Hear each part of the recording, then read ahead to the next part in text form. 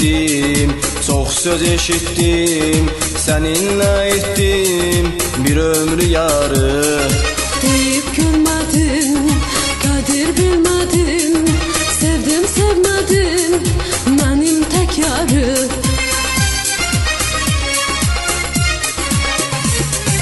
Nazlı nigarım, sevgili yarım, gəl ey baharım, gəl mənə sarı. Əhdim peymanım, sevgili yarım, gəl ey baharım, gəl mənə sarı.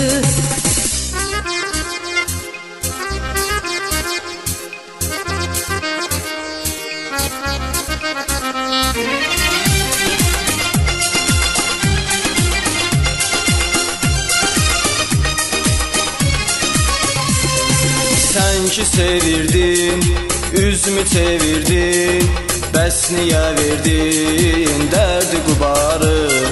Düzdür sevmişəm, üz çevirmişəm, sənlə bilmişəm bu rüzgarım.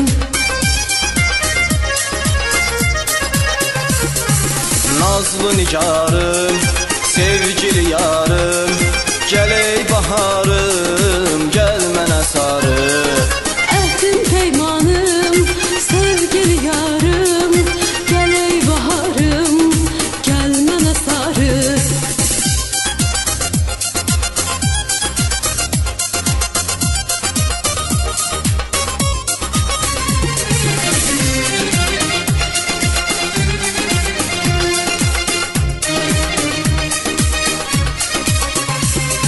Yar dili dinməz, ürəyi döyünməz, Tanrı da sevməz bir etibarı.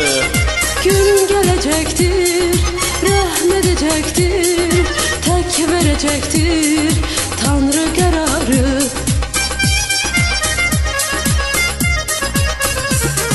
Nazlı nigarım, sevgili yarım, gəl ey baharım, gəl mənə sarı. Əhdim peymanım, sevgili yarım, gəl ey baharım, gəl mənə sarı.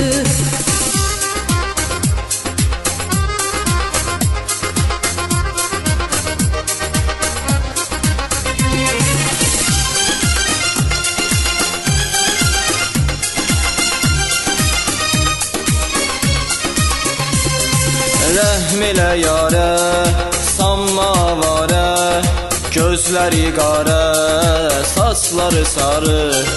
Eşkimiz təmiz, sar ürəkdə iz, gəl bitirək biz bu intizarı.